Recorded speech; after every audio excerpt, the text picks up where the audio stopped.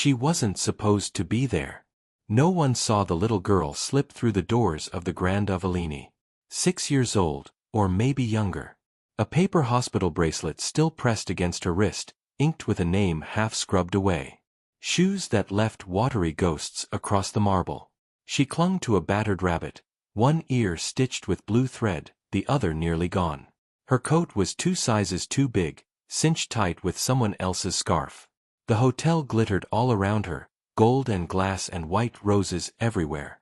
Waiters floated past in black jackets, balancing trays of crystal, pretending not to notice when someone was out of place. In the ballroom, laughter rose and fell like the tide. Polished, practiced, safe. Tonight was a celebration. Nicholas Blackwood's engagement, written up in every glossy magazine for weeks. The billionaire himself, sharp-featured, expression smooth as river stone, eyes made for noticing weakness. On his arm, Grace Laurent, beautiful, a little nervous, a little careful. She wore blue silk and a smile that always seemed to apologize for wanting anything at all. Cameras flashed. Voices echoed. The world inside the Grand Avellini was built to keep out uncertainty, to keep out stories that did not fit. But stories have a way of slipping in through the cracks. The little girl watched from the shadow of a column. She held the rabbit tighter. Her lips moved as she counted, just under her breath, the way children do when they're afraid they'll disappear if they stop making sound. She did not belong. She knew it. She waited anyway. She watched Grace, the way only children and those who have lost too much can watch, hungry and helpless, as if looking hard enough might bring back what was missing. Nicholas lifted a glass. The crowd pressed in. He thanked them, old friends, new investors, family flown in from Paris. He said words about happiness, about luck, about the wildness of fate. Grace stood beside him, one hand on his arm, nodding at the right moments, face open and empty all at once. No one noticed the girl. Not until she opened her mouth and let the word out, cracked and jagged as ice. Mommy. It wasn't a scream meant to cause trouble. It was smaller, rawer, a note of hope that didn't know it was about to break every heart in the room. For 1 second, nothing moved. The music stopped. The laughter froze in the air. Grace's face went white. Her glass slipped from her hand and shattered against the tiles. Champagne fanned across the floor. The girl took a step forward. Then, another. The crowd parted. She didn't look at anyone else, just Grace. "Mommy, please," she said, quieter now. "Don't go again." Grace stared down at her, breath caught in her chest. Something old and terrible flickered in her eyes, a memory that would not die. For a second, she seemed to shrink, folding in on herself, years falling away. Nicholas moved between them, uncertain. He had built a life on solving impossible problems. But not this. Security appeared at the edge of the crowd, hovering, unsure. The girl didn't see any of it. She held out the rabbit, offering it up like a peace treaty. "You said you'd come back for me. You promised." Grace went to her knees, silk pooling around her. Her hands trembled. "Sweetheart," she whispered. "No, darling. No, I." Her voice failed. A murmur rippled through the guests, scandal, confusion, pity, and something else, older and quieter. Everyone watched, hungry for disaster, hoping for grace. Nicholas knelt beside Grace. "Do you know her?" he asked, low, careful. Grace didn't answer. Her eyes filled with tears. She reached for the girl's cheek, and then pulled her hand back as if burned. The girl's face crumpled. "Mommy, please. I've been good. I waited. Please don't go." One by one, the room began to breathe again, but nothing would ever be the same. Nicholas stood, drawing Grace gently to her feet. "Let's get some air," he said quietly, as cameras flashed and the whispers began to build. A single photograph would be on every news site by morning. The billionaire, his fiancée, and the little girl with eyes full of hope and ruin, clutching a rabbit in the ruins of a perfect evening. But the story, the real one, was just beginning. They left the ballroom trailing broken glass and shock. The crowd made space, but the air was thick with curiosity, their hunger unspoken but palpable. Even now, no one stepped forward, not to help, not to comfort. That was the nature of the world Nicholas had built and Grace had wandered into. Everyone watched, no one risked. Security hovered. The maitre d' whispered apologies. Grace's hand was ice in Nicholas's grip, and her gaze stayed fixed on the little girl, who walked with them out of the lights and into the blue hush of the corridor, the battered rabbit trailing from her hand. The door closed behind them. The silence was enormous. Grace knelt again, on the cold tile now. She brushed a strand of hair from the girl's forehead with trembling fingers. "Sweetheart, you can't be here alone. What's your name?" Her voice was too careful, too thin. The girl didn't answer at first. She stared up, eyes wide, blinking as if she'd only now realized how much she had risked. Her lips moved once, uncertain. "Sophie," she said finally. "My name is Sophie. I was looking for you." Nicholas crouched beside them, and for once, there was nothing businesslike about his posture. He searched Sophie's face for a clue, a resemblance, an explanation that might soothe the panic rising in his chest. "Where is your mother, Sophie?" he asked, as gently as he could. Sophie blinked. "She's gone. She got sick and she left. But she said if I got lost, I should find you. She said your name, and she said you would help me." Grace's shoulders shuddered. Nicholas glanced at her, saw something pass through her expression, recognition, guilt, a memory so old it seemed to ache. He had never seen her look like this, not even in her worst moments. Her control was a mask, but it was slipping, and he felt a strange fear for both of them. "I'm not," Grace began, but Sophie reached for her hand, small and cold. "You look like her. You smell like her. She used to hold me like this." Nicholas swallowed. He wanted to say something, anything, to ground them, but his mind spun with calculation. He knew the cameras were waiting outside, he knew the story would be out within the hour, twisted, amplified. A little girl calling the billionaire's fiancée mommy. It was a tabloid's fever dream. But Nicholas didn't care about headlines right now. He cared about the way Grace was shaking. He cared about the child, real and trembling, clinging to a hope too big for her body. He reached into his coat, pulling out his phone. "We should call someone," he said softly. "The police, maybe. Or children's services. We can't just—" "No," Grace said, sharper than she intended. Sophie flinched. Grace softened. "Please. Let's just talk a minute. Can we do that?" Nicholas nodded. He slipped the phone back into his pocket and knelt lower, trying to make himself small, less threatening. "Sophie, do you know how you got here? Did someone bring you?" Sophie shook her head. "I walked. The man at the door tried to stop me, but I told him I was going to find my mommy, and he said to be quick." She sniffed, wiping her nose with her sleeve. "I waited for hours outside, but then the doors opened and everyone was watching the people in fancy clothes, and I just came in." Grace looked at Nicholas. There was an old sadness in her eyes now, as if she were remembering another life, one she thought she had left behind. "What if she's not lying?" she whispered. "What if—" "Grace," Nicholas said softly, "you would know." She shook her head. "Would I? You think I don't remember every face I lost? You think I don't have ghosts that look just like her?" She pressed her forehead to Sophie's, the way only mothers do. "Sweetheart, are you sure?" Sophie nodded, desperate. "I waited. I looked. I know it's you. I kept your picture. I showed it to everyone. Please, Mommy, please don't leave me again." Nicholas's mind flashed through possibilities, scams, mistaken identity, a child's desperate need conjuring miracles out of strangers.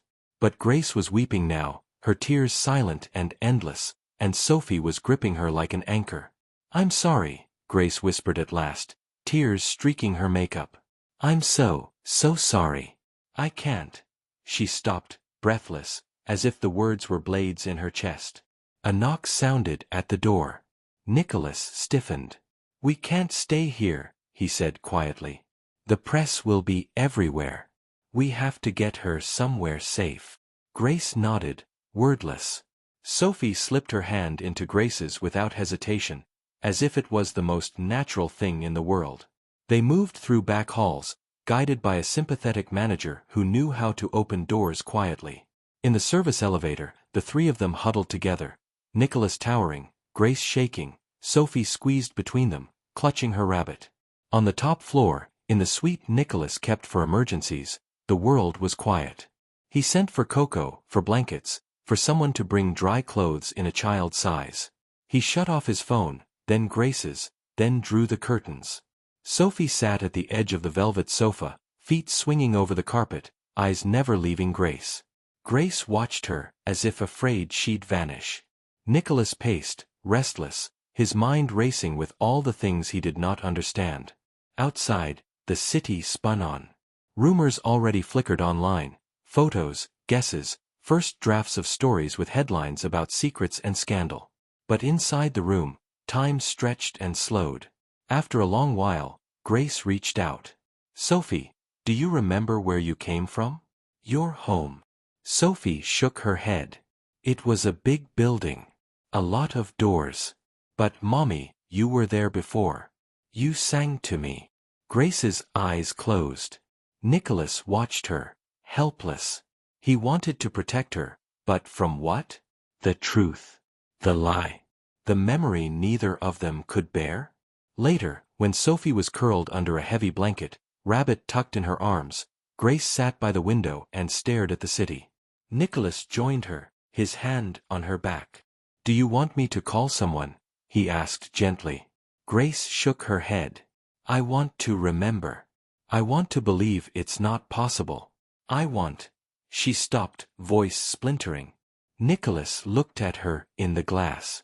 "She thinks you're her mother. She wants a mother. That's not the same.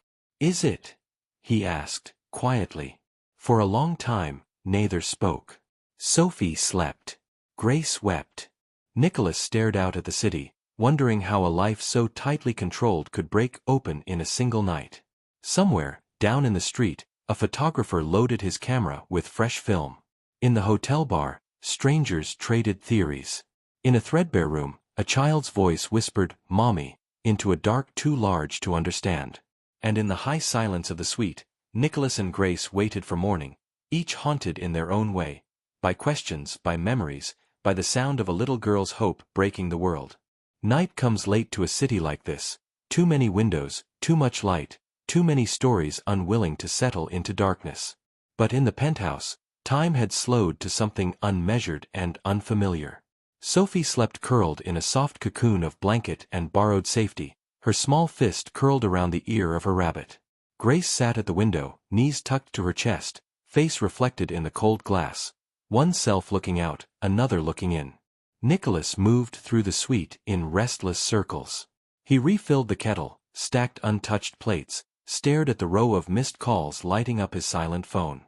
He was a man accustomed to crisis, calls at midnight, market crashes, lawsuits, the kind of emergencies that could be bought or outwaited. This was different. This was the chaos of real life, the kind that didn't obey leverage or logic. He watched Grace for a long time before he spoke. "You haven't slept."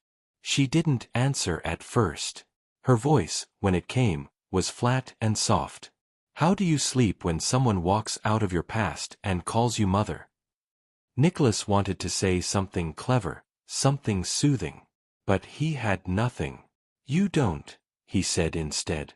"You just wait for the morning, and hope you're less lost by daylight." Grace turned, her eyes rimmed red but still beautiful in a way that had nothing to do with makeup or light. "You think I know what's happening here? I don't. I swear I don't." Her words were low, urgent, and for the first time, Nicholas saw the sharp edge of anger underneath her sorrow. Anger at the world, at fate, at herself for some old, invisible failing. He knelt beside her, lowering his voice. "Grace, I know you. If there's anything I should know." She pressed a hand to his cheek. "There are things I've never told anyone," she said quietly. Not because I wanted to lie. Because I wanted to survive. He waited, as he had so many times before, letting the silence carry the truth she couldn't speak. Below them, the city kept humming, the world moving on without permission. Finally, Grace began to talk. Not quickly, not easily. The words came slow, halting, as if she was moving back through years she'd spent trying to escape. There was a time before all this, she said. Before I was Grace Lauron. I had another name, another life. I was young. I was reckless. I was in love with someone who didn't know how to stay. She looked away. I got pregnant. I thought it was the beginning of everything. I didn't tell my family. I didn't tell my friends. I just left. I thought I'd make a life for us, me and my little girl. Nicholas sat in stillness, letting her story fill the room. It was hard, Grace went on. Harder than I expected. We were happy sometimes, but mostly we were alone. I made mistakes. I left her with neighbors to work long shifts. Sometimes there wasn't enough food. Sometimes I was angry. One winter she got sick. I tried to get help, but I didn't have insurance. By the time I did, she was gone. The hospital said she died. I never saw her again. Her hands trembled. She squeezed them into fists. They told me there were mistakes with the paperwork. I wasn't allowed to see the body. There was a burial, but I never found the grave. After a while, I stopped asking questions because nobody would answer. I ran from that life. I ran until I was someone else. Nicholas listened. There were no good words, only the ache of empathy and the slow realization that sometimes grief doesn't end, it just changes shape. I told myself she was gone, Grace said, voice raw. I made a new life. I learned to smile again. But every time I saw a little girl with brown eyes, I wondered. Every time I heard that word, Mommy, I felt like a thief. She covered her face. Nicholas wrapped his arms around her, holding her through the storm. Outside, dawn was just beginning to threaten the horizon, a thin gray smudge on the edge of the city. Sophie stirred in her sleep, mumbling, clutching her rabbit tighter. When Grace spoke again, it was barely a whisper. Do you believe in miracles, Nicholas? He thought about it. About the odds, about the things he'd seen and the things he still didn't understand. I don't know, he said. But I believe in questions that never go away. Grace smiled, a small, broken thing. She looks just like her, she said. But she can't be. It's impossible. Nicholas said nothing. He only squeezed her hand. A few hours later, sunlight found them. Grace still in the chair, Nicholas dozing beside her, Sophie curled on the sofa. The world outside had changed. Headlines crawled across phones and televisions. Heiress confronted by mysterious child. Little girl calls billionaire's fiancé, mommy. Pictures of Grace's stricken face, of Sophie's outstretched arms, had already gone viral. Everyone wanted the story, but no one knew the truth. By mid-morning, the hotel manager called. There were reporters in the lobby, police waiting to ask questions. Nicholas made arrangements for a car, for privacy, for lawyers and quiet hallways. But as he watched Grace gently brush Sophie's hair, tentative, afraid to hope, he realized there were some problems even the world's best fixers couldn't solve. Later, Grace sat with Sophie at the breakfast table, pouring milk, cutting toast into careful triangles. Do you remember your last name, sweetheart? She asked. Sophie frowned in concentration. I was Sophie Adams. But at the hospital, they called me something else. I don't remember. Grace swallowed. Do you remember your birthday? Sophie nodded. August 14th. Mommy used to sing to me. She said it was our magic day. Grace closed her eyes. The date was right. The song was real. Her hands shook. Nicholas stood in the doorway, watching. He had never felt so helpless, so out of depth. He could not command the truth, only wait for it to emerge. The day unspooled in anxious hours, calls with lawyers, meetings with private investigators, the beginnings of something slow and terrifying and just out of reach.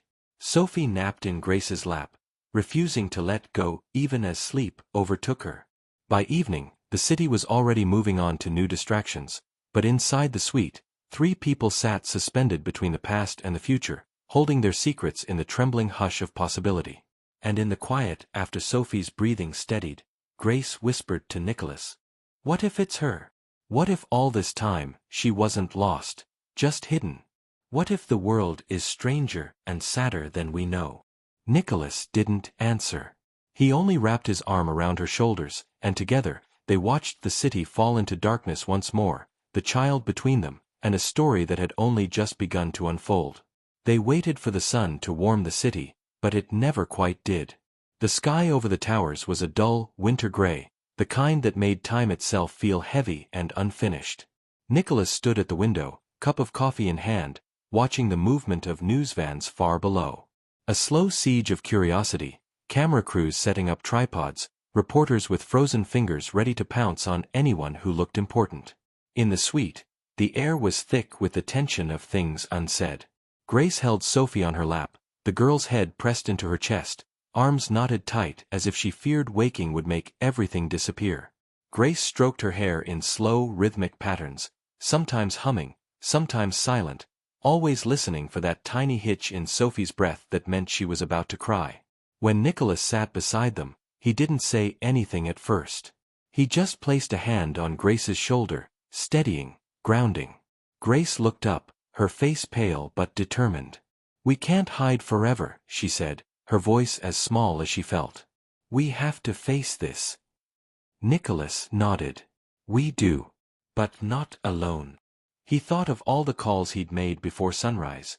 Lawyers, publicists, a discreet detective who owed him more than a few favors. He could manage chaos, but not heartbreak. He looked down at Sophie. "Sweetheart," he said gently, "would you like some breakfast?" Sophie sat up, blinking.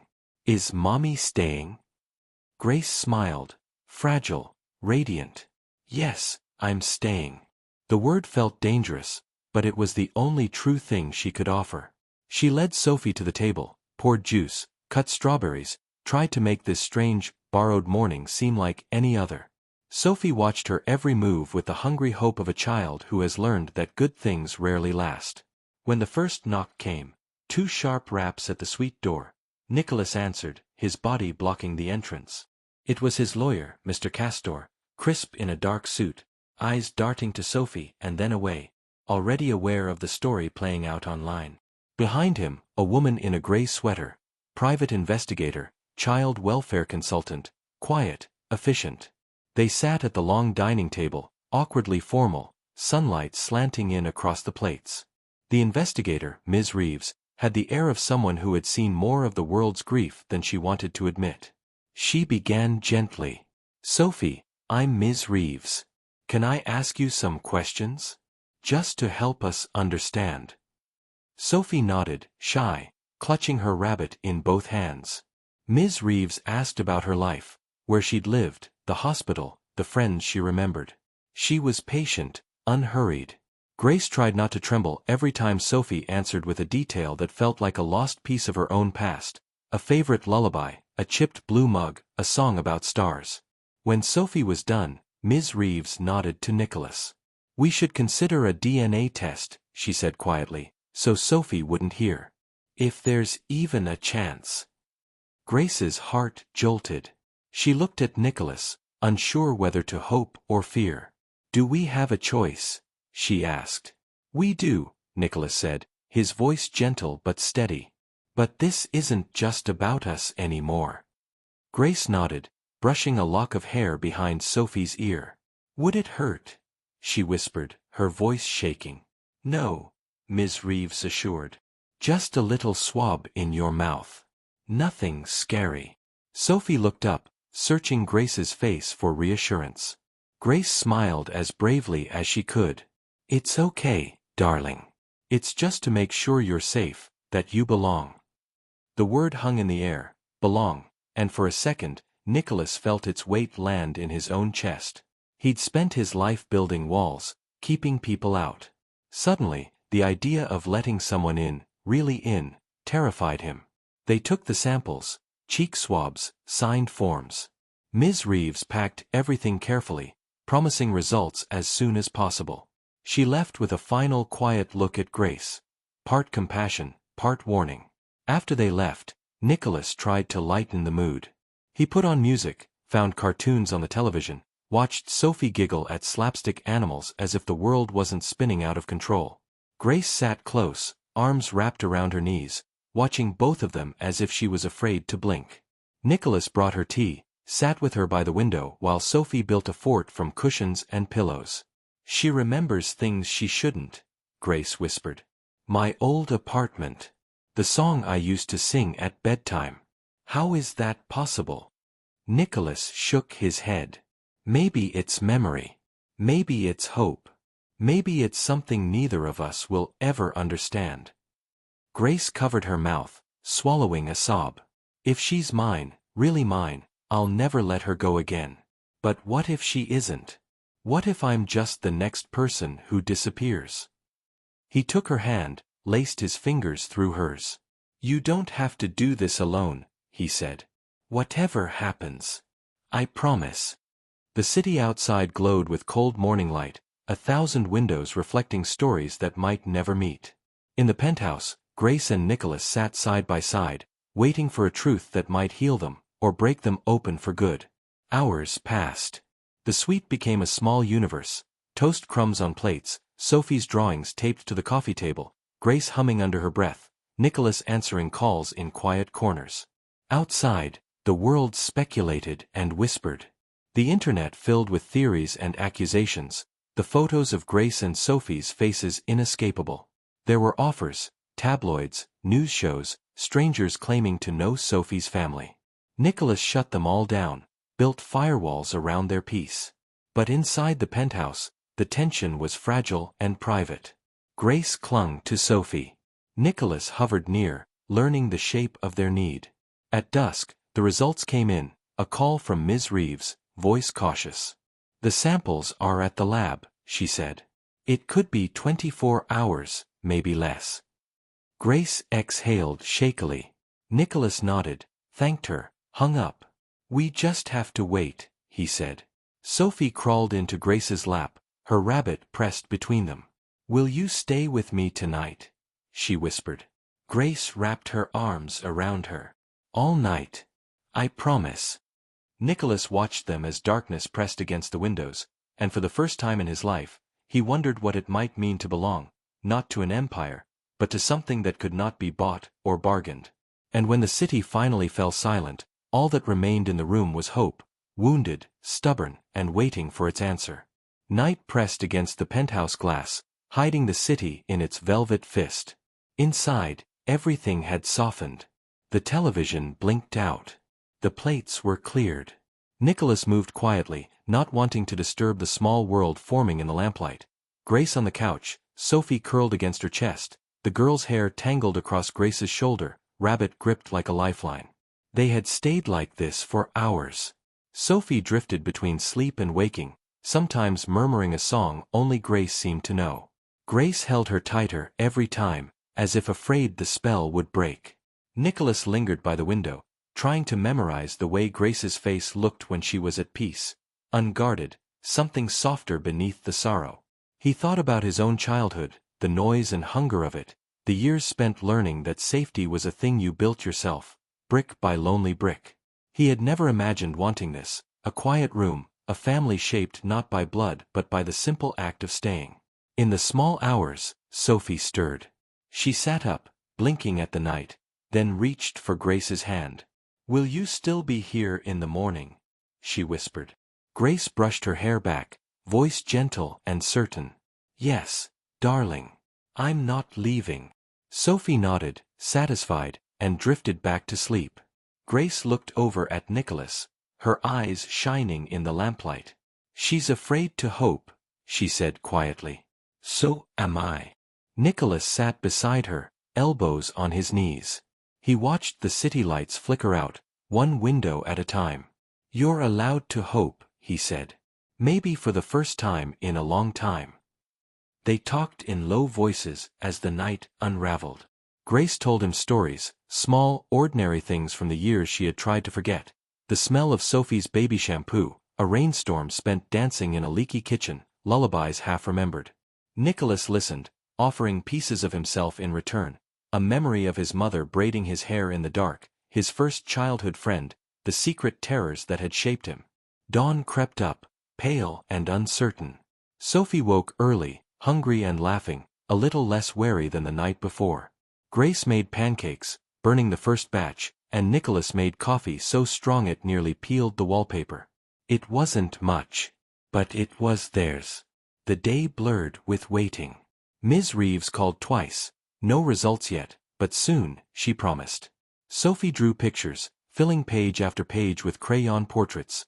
Herself, Grace, Nicholas, the rabbit in a crown. Grace taped them to the windows, as if defying the world to ignore the family they were building out of fragments. In the afternoon, Nicholas took them to the rooftop garden. The hotel's staff had cleared the way, guarding their privacy from curious eyes. Sophie raced between the planters, her laughter quick and wild, chasing the wind. Grace watched her, a hand pressed to her mouth, afraid to hope too much. Nicholas knelt and held out his hand. "Do you trust me?" he asked. Grace hesitated, then placed her hand in his. "I want to," she said. He squeezed her fingers. "Then let's trust what we're building here, just for today." Sophie ran to them, out of breath. "Come see," she shouted, and led them to a corner where violets still bloomed, stubborn against the cold. "It's magic," she whispered. They grew back. Grace smiled through tears. "So did we, I think." They stayed there until the sun began to fall. Sophie sprawled between them on the grass, drawing hearts on their hands with the tip of a stick. Nicholas closed his eyes, feeling something shift inside him, a loosening, a quiet surrender. That evening, the world tried to intrude. Calls from Nicholas's board, emails from publicists, rumors spiraling online. Nicholas turned off every phone, closed every laptop. He sat at the dinner table, watching Grace and Sophie play a game with forks and napkins, inventing rules as they went. For the first time, he let himself believe in a tomorrow that might be kinder than the days that had come before. As night returned, Sophie asked if she could sleep with Grace again. "Just one more night," she pleaded. "Every night you need," Grace promised. Nicholas stood in the doorway, watching as Sophie fell asleep, Grace beside her, their hands entwined. He realized then that love wasn't always a choice. Sometimes it was a consequence, a side effect of kindness, of showing up, of listening to the small voice in the dark. He turned off the lights, leaving them wrapped together in the hush of a family remade by accident and courage. Outside, the city pulsed and muttered. Inside, hope was a small, stubborn flame, bright enough to hold off the dark.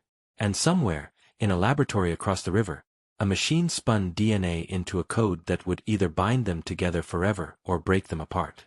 They slept, not knowing. But for the first time, all three dreamed of belonging. The storm began at dawn. It started small, a phone vibrating on the kitchen counter, a number Nicholas didn't recognize, but with the urgency of someone who had waited all night for a secret. Then another call. Then a knock on the service entrance, quick and insistent. Outside, through the curtains, the parking lot brimmed with vans and lights. Every window on the street flashed with strangers' faces, cameras ready, eyes searching for a story they could twist into a headline. Inside, the suite felt smaller than ever. The peace of the night, Grace's arms around Sophie, the soft hush of sleep, vanished in the bright, panicked glare of morning. Nicholas woke first. He silenced the phones, drew the blinds, signaled the hotel staff to block the elevators. He moved quietly, efficient as always, but his face was tight with something Grace had never seen before. Not anger, not fear, but a kind of steady, focused dread. He found Grace at the end of the hall, standing in the bathroom doorway, watching Sophie sleep. Sunlight caught in her hair. Her eyes were puffy, cheeks still shining from the tears she hadn't let herself wipe away. "Are they still there?" she whispered. He nodded. "They aren't leaving. It's on every network." She shivered. "What do we do?" We wait, Nicholas said, his voice flat. We protect Sophie. No matter what happens. Downstairs, the hotel manager stood sentinel at the front desk, fielding reporters with brittle professionalism. Questions multiplied. Who is the girl? Is she really Grace Lawrence's daughter? Why the secrecy? Did Nicholas Blackwood know? Behind the lobby doors, the story had mutated again, online, on TV, in the gossipy corners of the city. Theories bloomed and died within minutes. Some accused Grace of lying for sympathy. Others claimed Sophie was a plant, a scam, a tragedy for hire. Grace tried not to read anything. She tried not to listen when staff whispered in the hall, not to hear the drone of voices outside the windows, not to see the photos on her phone. Her own face, pale and stricken, Sophie's desperate eyes. It all felt impossibly far away and close enough to strangle her at once. Nicholas did what he could to contain the chaos, hired security for the floor, posted a lawyer at the lobby, called in every favor from every editor and news chief he'd ever done business with. He sent emails, made threats, pleaded for mercy. But the truth was this: a story like theirs was a flame to which the whole world would rush, moths desperate for warmth even as they burned. Sophie felt it too, in her own way. She clung to Grace more tightly than before, shrinking from the window when a shadow passed. She stopped asking when they'd go outside, stopped drawing pictures to tape to the glass. Even the rabbit, now scrubbed and sewn by the hotel laundry, seemed to droop in her arms. Grace tried to comfort her. She read old fairy tales aloud, letting the words fill the quiet, but her voice shook at every happily ever after. Sophie listened without comment, sometimes reaching to touch Grace's cheek, as if reminding herself she was still real. It was during one of these quiet moments that Ms. Reeves called. Nicholas answered, his voice low. Yes. We have the results, Ms. Reeves said. She sounded tired, as if she had not slept either. I'd rather do this in person, but I know that's not possible. Are you all together? Nicholas nodded, even though she could not see. We are. He called Grace and Sophie to the table. Grace sat down, taking Sophie into her lap. Nicholas placed the call on speaker. Ms. Reeves was gentle. I want you to know before I read this, that whatever happens, Sophie is safe and loved. That's the only thing that matters. Grace closed her eyes. Sophie buried her face in Grace's shoulder. Ms. Reeves read the result. The test was inconclusive, but with a high probability of maternal match, not perfect, but almost certain. Grace exhaled. Her grip loosened, then tightened again. Sophie looked up, as if seeing her for the first time. Nicholas let out a breath he hadn't realized he was holding. So she's yours, Ms. Reeves said softly. Or as close as science can tell us. For a long moment, the suite was utterly still. Grace started to cry, not with fear, but with a relief so fierce it bordered on pain. Sophie wrapped her arms around Grace's neck. Nicholas reached for both of them, one hand on Grace's shoulder, the other smoothing Sophie's hair. Ms. Reeves cleared her throat. But I have to warn you, the press is only going to get worse. There's talk of custody, of investigations, of every detail being picked apart. They will come for you, for Grace, for Sophie. You need to prepare for that. Grace nodded, wiping her eyes. Thank you, she said. Thank you. After the call ended, Nicholas held both of them, wordless. The walls of the penthouse felt thinner than ever. The day became a siege. Within an hour, tabloids published Sophie's name, her hospital records, details no one should have known. Old stories about Grace's life surfaced, rumors, half-truths, photographs she thought long buried. Online, strangers argued about Sophie's father, about Grace's fitness as a mother, about money and motives and sins that belonged to other people. Even Nicholas was not spared. Stories of his past, his failed relationships, every mistake he'd ever made were picked apart and laid bare. Grace tried to shield Sophie, but there was no hiding from a world that feasted on other people's pain. Even in the safety of the penthouse, the whispers seeped in, staff eyeing her with a blend of pity and suspicion, security tightening, doors locking, the sense of isolation growing by the hour. At dinner, Sophie asked if she'd ever be able to go outside again. Grace promised her yes, but the answer felt too thin. Nicholas saw it, the fatigue on Grace's face, the trembling in Sophie's hands, the brittle way she tried to be strong. He knew how quickly people could be broken by stories that weren't even theirs. That night, after Sophie had fallen asleep, Grace sat on the balcony, legs pulled to her chest, staring at the lights below. Nicholas brought her tea, sat beside her in the dark. "She's mine," Grace whispered. "But I don't know how to keep her safe." Nicholas took her hand, silent for a long time. "We do it together," he said at last. "One day at a time. No headlines, no games. Just us. Just the truth." In the silence, Grace leaned against him, letting the world fall away for a little while. Below them, the city buzzed and shouted and spun its cruel little stories. But up here, for one more night, there was peace. And as Grace drifted to sleep beside him, Nicholas made a promise he had never made to anyone. Whatever it took, he would not let this family be torn apart. The storm would come, but they would stand together, no matter what it cost. The next morning brought a brittle, exhausted light. The world outside their windows was colder, more suspicious. It seemed the city had grown new eyes overnight. Journalists still staked out the hotel, neighbors now peering through blinds, strangers on the street whispering into phones. The story of a lost girl and the billionaire's fiancé had become something raw, a rumor turned wildfire. They weren't people anymore. They were a headline, a mystery, a target. Nicholas woke first, moving quietly through the penthouse. He checked the locks, called security, opened his laptop and sifted through the debris of a world gone feral. News alerts, emails from lawyers, messages from board members growing impatient with his absence. But he did not leave. He would not leave, not now. Grace sat at the table, hair unbrushed, Sophie on her lap. The girl drew pictures with a borrowed pen, hearts and stick figures, a house with 3 windows and a sky full of purple stars. Grace watched her hands, every motion, her face open, terrified, hopeful. Sometimes, she would brush Sophie's hair from her forehead and just watch, as if trying to memorize her daughter before someone could take her away again. The day blurred into long, anxious hours. Social workers arrived, kind, weary, forced to follow protocols that made little sense. They spoke gently to Sophie, asked Grace questions that felt like accusations dressed up as care.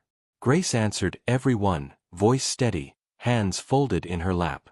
Sophie clung to her, answering in soft whispers, afraid of saying something wrong.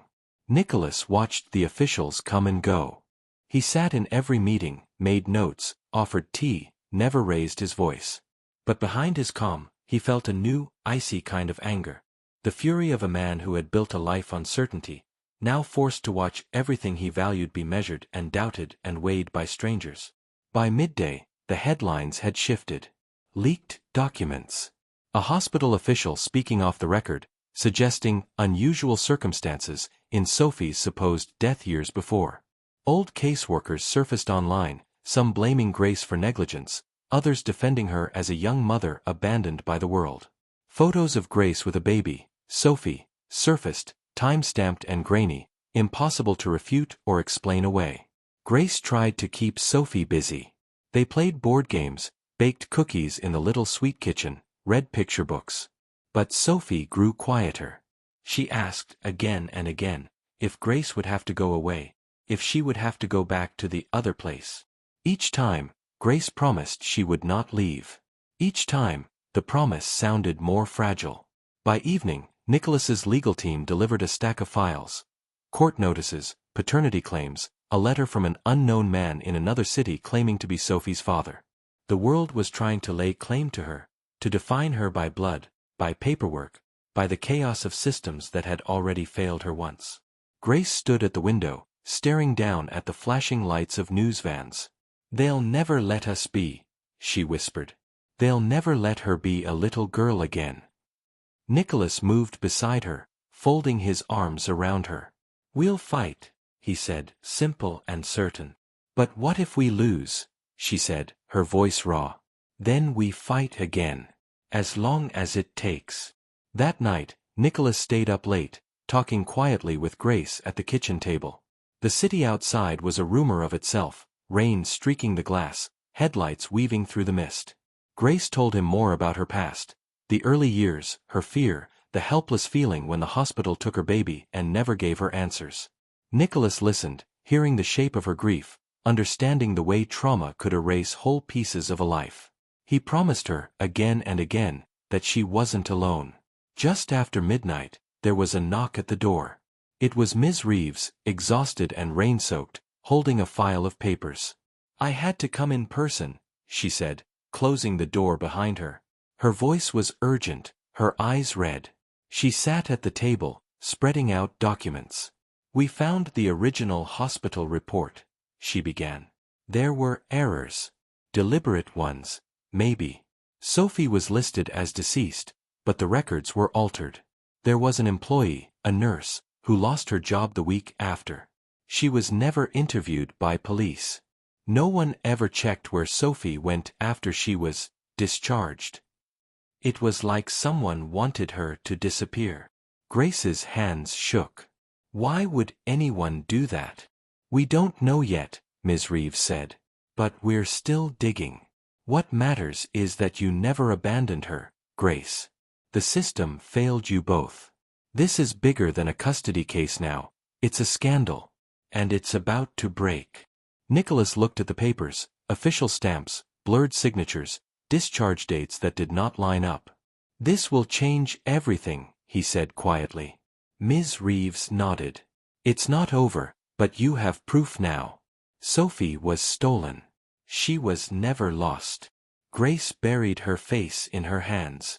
Nicholas reached across the table, holding her as she sobbed. In the days that followed, the story went national. Investigative reporters found the fired nurse, a woman now living in another state, afraid but willing to talk.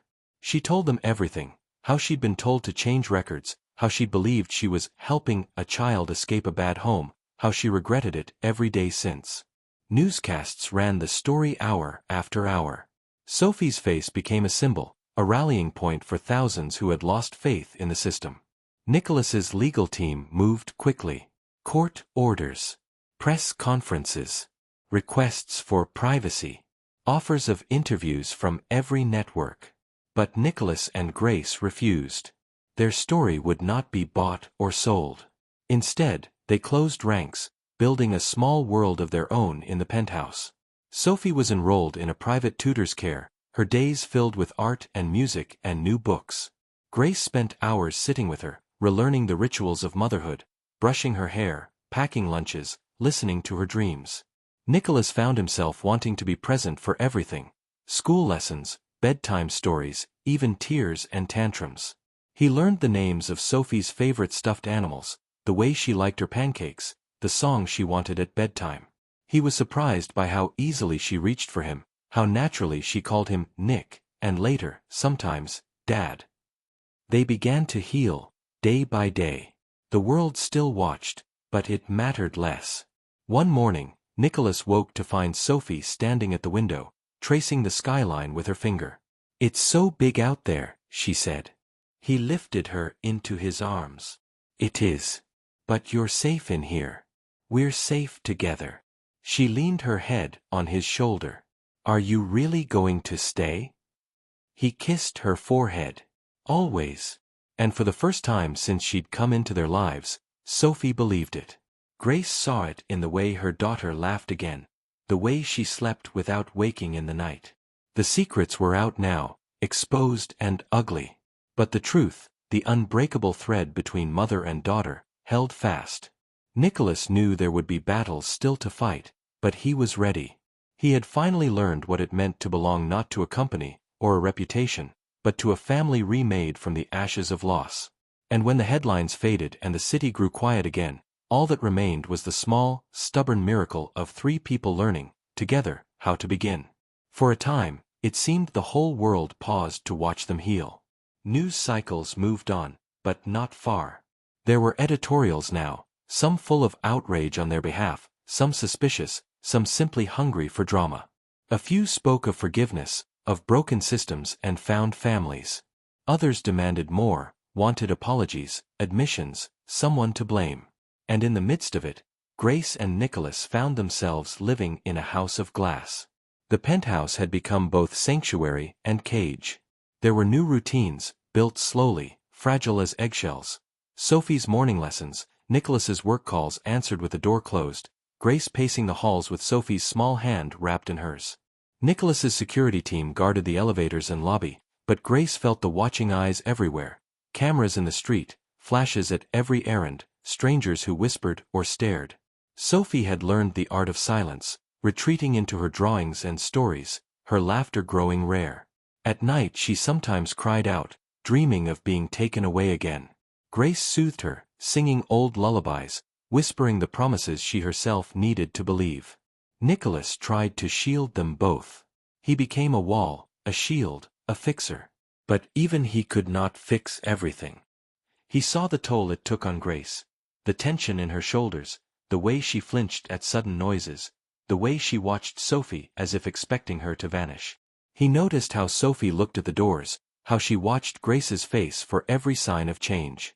The world outside pressed closer. Lawsuits arrived, the city, the hospital, distant relatives who saw opportunity in tragedy. There were threats, online, in letters, even a few strangers bold enough to wait outside the building, hoping for confrontation or a photograph that could be sold. Even some of Nicholas's board members began to question his judgment, to whisper that this scandal would cost him everything he'd built. One night, as rain hammered the city, Nicholas and Grace sat together at the kitchen table, Sophie asleep between them, exhausted by a day of fear and too many questions. "We can't go on like this," Grace said softly. "We're not living. We're hiding. She deserves more." Nicholas reached for her hand, lacing his fingers with hers. "We'll get through this. I won't let them take her. Or you." Grace shook her head, tears in her eyes. "It's not just about fighting, Nicholas. We can't live in battle forever. What kind of life is that for her?" She took a shaky breath. Maybe I should go away. Maybe they'd stop if I wasn't here. If I gave them a story that made sense, tragic mother leaves so child can have a better life. Maybe then the world would move on." Nicholas stared at her, stunned. "You can't mean that. Grace, you finally have your daughter back. Sophie needs you. She needs peace, Nicholas. She needs to feel safe." Grace's voice broke. "I'd give up anything for her to have that." He shook his head. "No. That's not the answer. We stay together. We weather it. We fight as a family." Grace looked away, silent tears running down her face. Nicholas felt helpless. He could solve business deals, buy silence, bend the world's rules. But not this. He could not quiet the world's hunger, could not buy back the lost years for Grace and Sophie.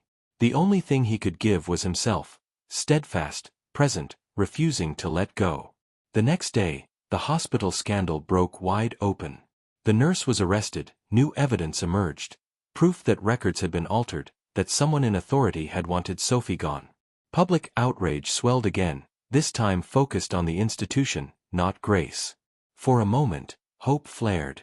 Maybe the world would turn away, maybe they would be left in peace. But even this storm faded into another.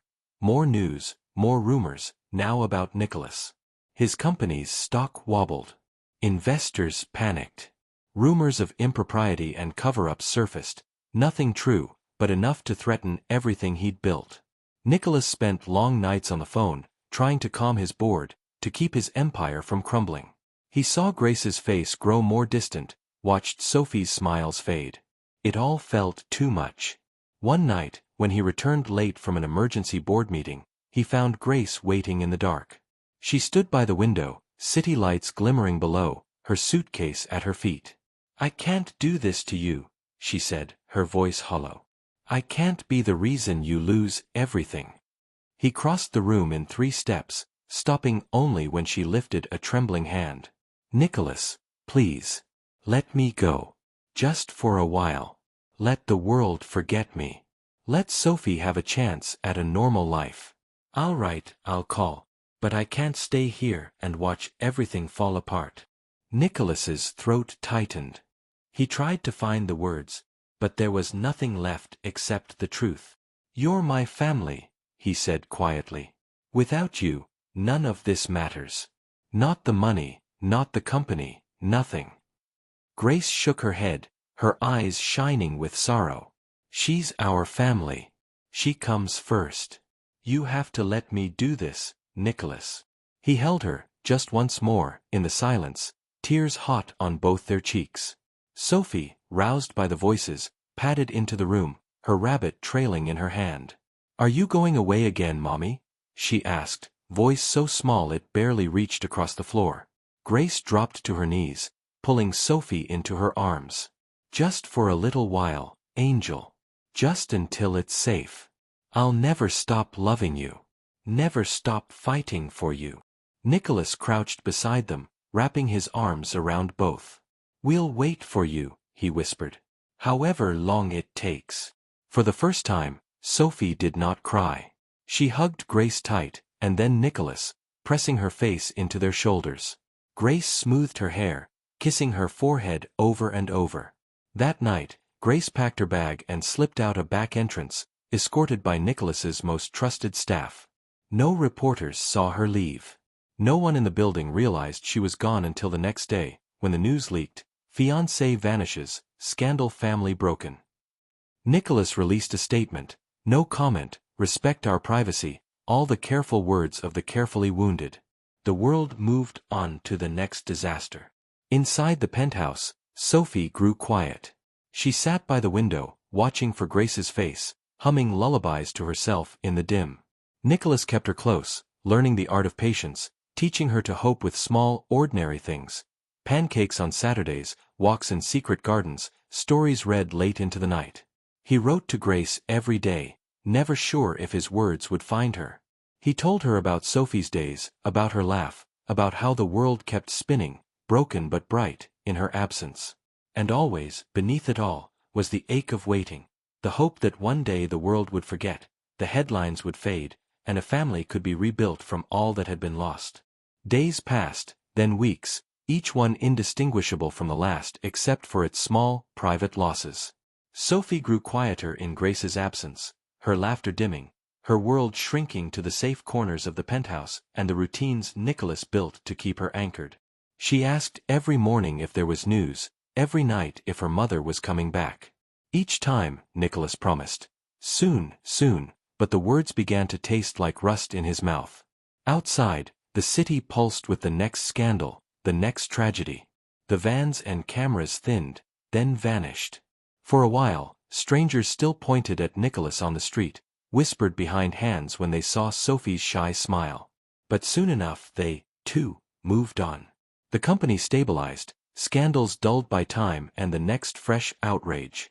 Nicholas returned to the boardroom, older, more tired, but no longer angry at the interruptions. His priorities had changed. He no longer feared what people would say, he feared only the day Sophie might stop asking, might stop believing Grace would come back. Inside, the penthouse became a museum of memory. Grace's perfume still lingered in the bathroom. Her books sat untouched on the bedside table. Sophie drew pictures for her mother, whole reams of them, taped to the window, folded under pillows, slipped into pockets for when the world felt too big. Nicholas kept every one. He did what he could to keep the world at bay. He read to Sophie every night, played games, cooked her favorite foods. He sent her to art lessons, hired tutors, arranged playdates. She did well enough, smiling in photographs, polite with strangers, but Nicholas saw the truth in her eyes. She was waiting, too. Autumn came, burning the city in red and gold.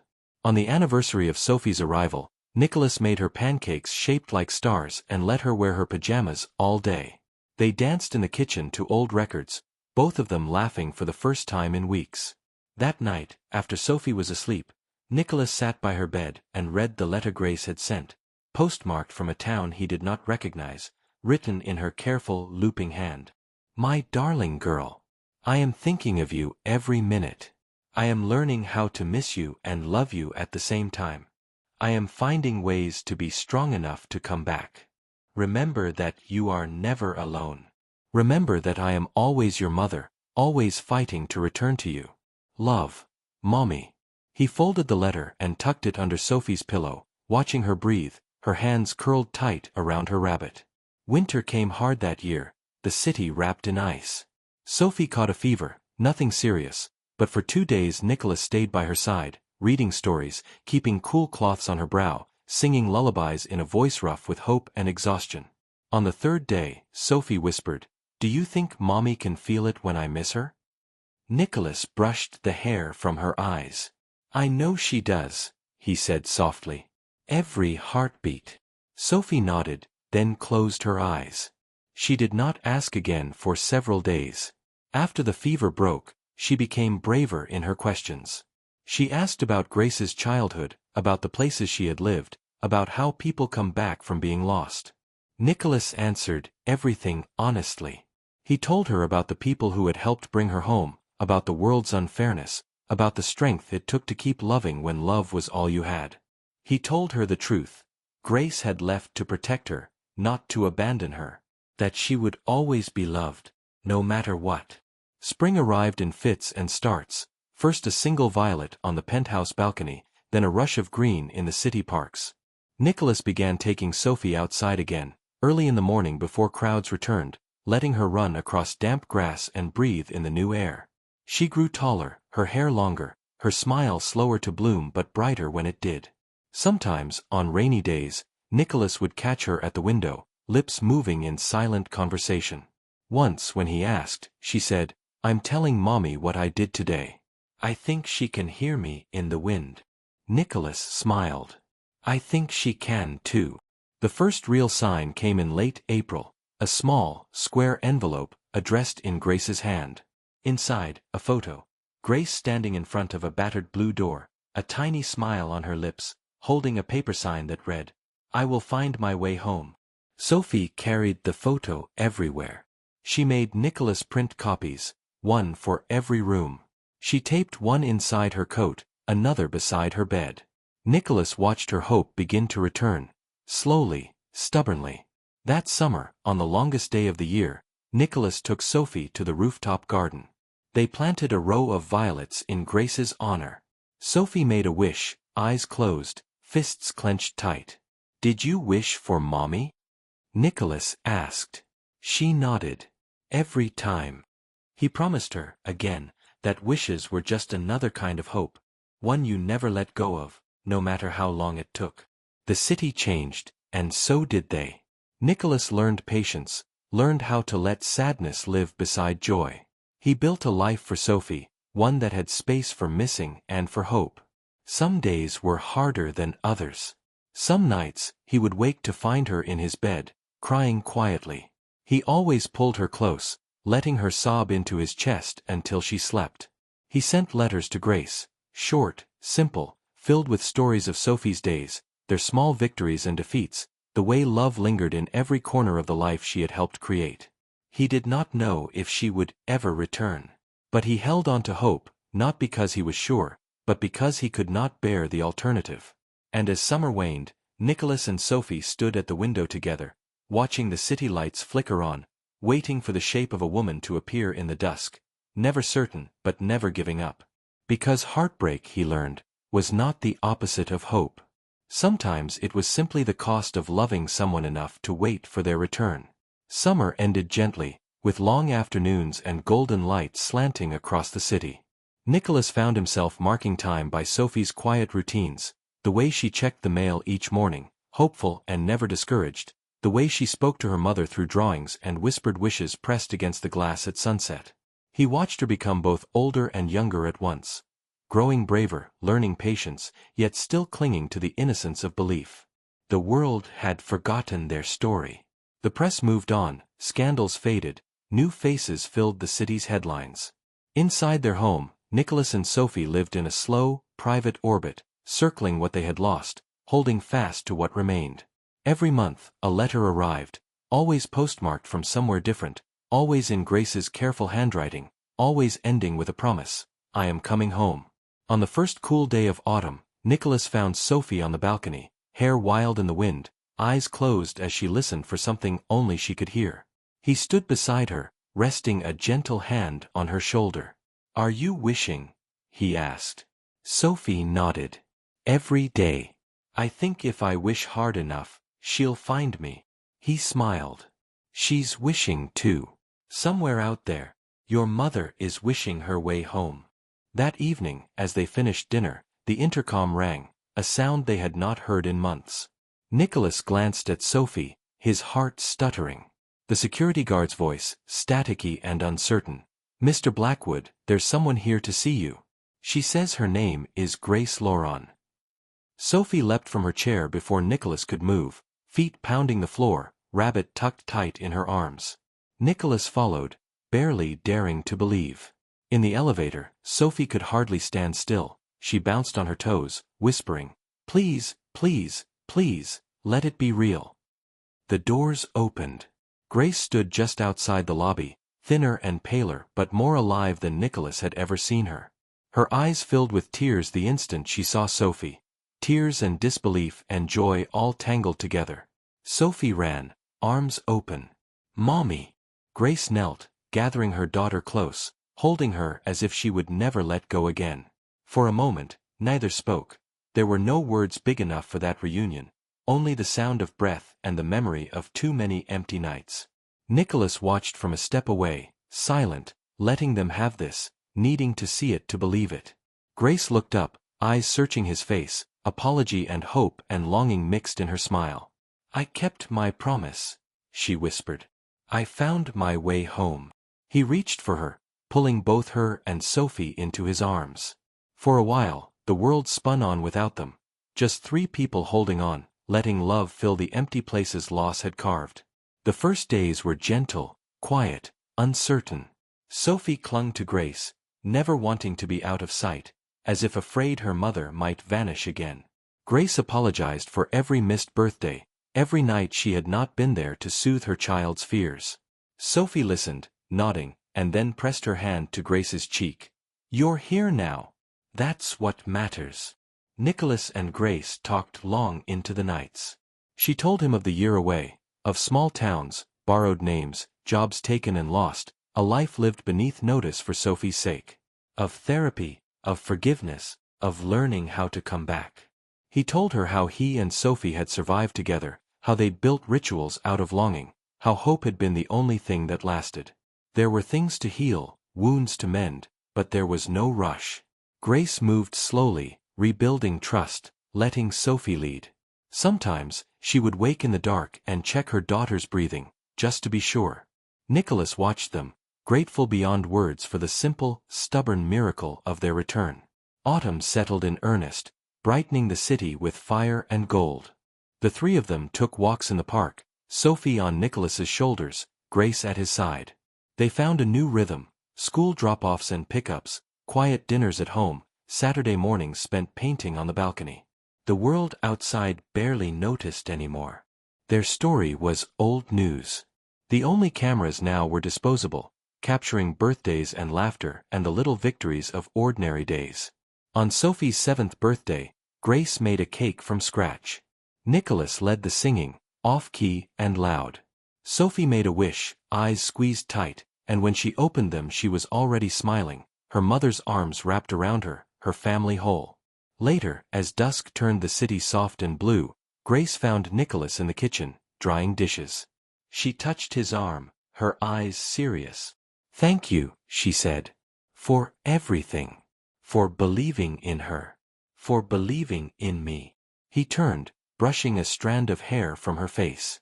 "Thank you for coming home." They stood together in the quiet, letting the gratitude settle in, letting the future be uncertain and bright. That night, as Sophie slept, Nicholas and Grace sat by the window, watching the lights flicker in distant towers. "Do you ever wish it had all been different?" Grace asked softly. Nicholas thought of the pain, the fear, the loss. Then he thought of Sophie's laugh, of Grace's hand in his, of the family they had become. Not despite the struggle, but because of it. "No," he said at last. "I wouldn't trade a single moment, not if it meant losing you. Not if it meant losing her." Grace leaned into him, closing her eyes. Me neither. Outside, the city kept its secrets. Inside, a family healed, not with grand gestures, but with forgiveness and the quiet, daily work of love. In the end, it was not a headline or a tragedy, not a miracle or a fairy tale. It was something smaller, fiercer and more true. A mother, a father and a daughter, learning together that home is not a place you find, but one you make, again and again, for as long as you are needed. And in that soft, ordinary happiness, the story found its peace at last.